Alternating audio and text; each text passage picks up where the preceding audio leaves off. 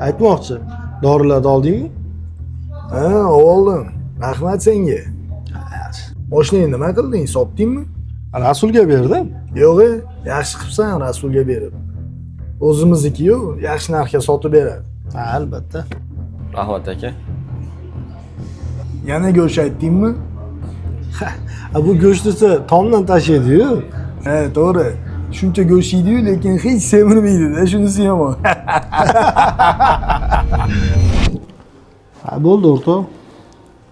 Senga kerakli hamma dorilarni yozib qo'yapman. Lekin hammasini olgin-a. Albatta olaman. Xudo xolasa ko'rmagandek bo'lib ketasan. Rahmat o'rtoq. Ilohim aytganing kelsin.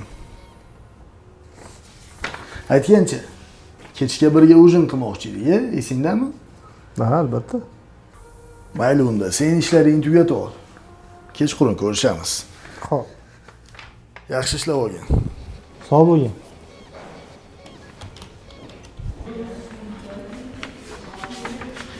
Iyi. Bu narsa so'rash esimdan chiqibdi-ku. Alo. Ha, nechtadan qoldi? Yaxshi. Bugun tugatib yuboramiz, xudo xolasa. Hozir jirni klient kirgizib yubordim. Yozib bergan hamma dorilarimni oladi. Yaxshi. Bo'pti, charchamayman.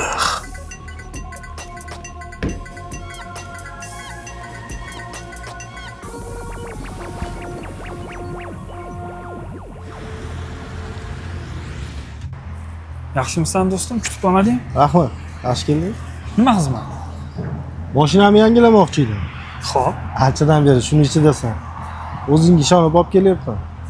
Bilasan, ishxonadan uyga, uydan ishxonaga haydaganman xolos. Ashroq foydaga sotib berarsan? bo'ldi do'stim. Mashinang yaxshi, bilaman. Xudo xolasa chiroyli narxga sotib beraman. Unda senga ishonim. Mashina bugundan senda qol. Faqat hujjatlarimni olib olaman. Xo'p do'stim. Yaxshi bo'ldi. Bu mashinadan kamida $1000 foyda bor. Bezod, shahar markazidan uy yoqtiryapti-a, uka? Mana Kakras shahar markazidan. 5 xonali ekan. Shu uy begonaga ketmasin deb sengilinda, uka. Nima deysan?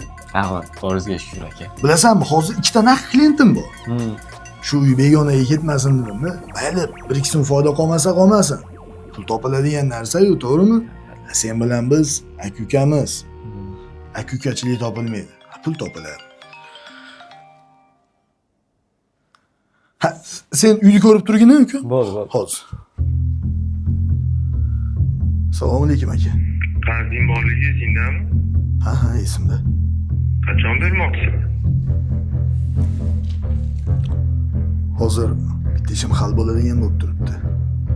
Shu uyimni sotib olsam, sizni pulingizni qilib beraman aka. Qachon? Yana 2 kun muhlat bering. Ana 2 kunmi? Ha, albatta. Telefon qilaman. Xo'p, qara lekin. Xo'p, rahmat.